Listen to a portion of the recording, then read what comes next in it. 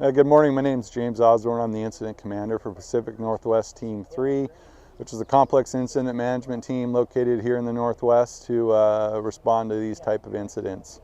We're here to manage the Labor Mountain fire as well as the Lower Sugarloaf fire. Those incidents span from Kittitas County up to Chelan County.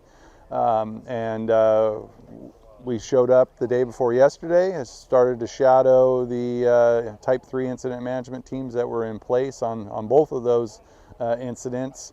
We were able to gather the intel, understand the values of risk, understand the cooperators and partners that exist in the area, and look to engage not only the fire but those partners and cooperators and communities over the period of time that were assigned.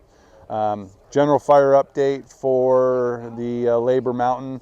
The day before yesterday it was 302 acres. Size-wise, we know it's much larger than that. We've requested an infrared flight to get an accurate paint of acreage on what that fire has been doing.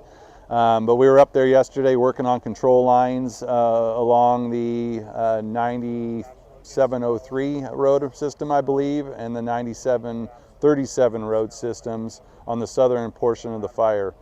We've started to do prep work in and along those areas with the resources that are on scene, but that fire is in really steep, rugged terrain.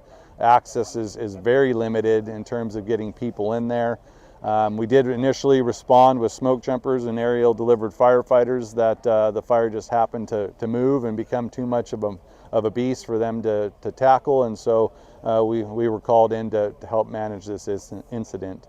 So for the next several days, next 2 weeks, we'll be here to help get that incident plugged in as small as possible.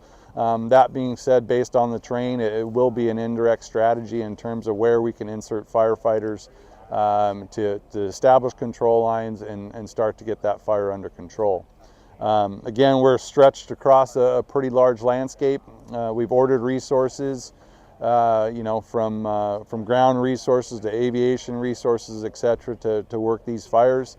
I know a lot of the times if folks aren't seeing air tankers flying and helicopters flying, that folks generally think we're not attacking it as best as possible.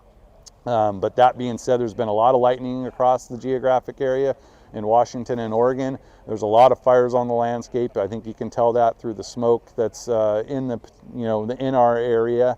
And so those resources are stretched really thin across that. So we're working our best to get the resources here to again put the fire out as small as possible, and we'll be working to engage you all with information and engage the communities over the next coming days to ensure that you have accurate, timely information as we proceed through these incidents. So look forward to seeing additional updates daily, and we'll work to get you what we can and put this fire out. So thanks for the time this morning.